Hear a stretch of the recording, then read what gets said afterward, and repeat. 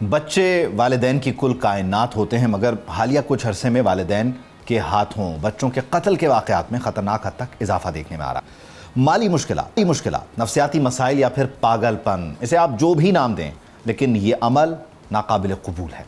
حال ہی میں اچھرا لاہور میں ماں کے ہاتھوں 3 بچوں کے قتل نے معاملے کی سنگینی کو پھر واضح کیا ہے، لیکن یہ کوئی پہلا واقعہ نہیں ہے۔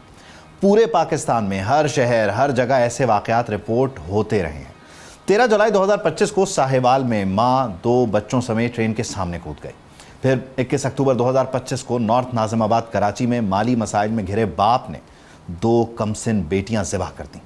21 دسمبر 2025 کو ایبٹ آباد میں گھریلو جھگڑے پر باپ نے بیوی بچوں کو زہر دے کر مار دیا، جبکہ 1 جنوری 2026 کو سرائے عالمگیر گجرات میں خوفناک واقعہ پیش آیا، جہاں خاتون نے پسند کی شادی کے لیے اپنے 3 بچوں کو قتل کر کے ان کی لاشیں تک جلا دی۔ 13 فروری کو گھریلو جھگڑے پر باپ نے 2 بیٹے اور بیٹیوں کو مار کر خودکشی کی، جبکہ 29 اپریل 2026 ہزرو اٹک میں گھریلو جھگڑے پر ماں نے 4 ماہ کے بچے کو چھت سے نیچے پھینک دیا۔ 5 مئی 2026 کو ملتان میں گھریلو جھگڑوں سے تنگ ماں نے بچوں کو قتل کر کے خودکشی کی۔ یہ ایک لمبی لسٹ ہے ایسے واقعات کی۔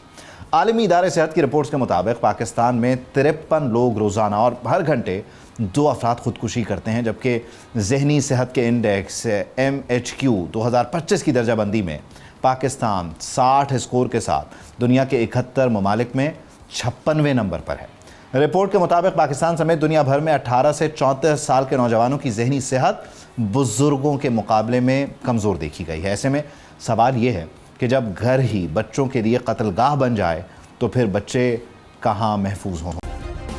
سبسکرائب کریں اور بیل دبائیں تاکہ کوئی خبر رہ نہ جائے۔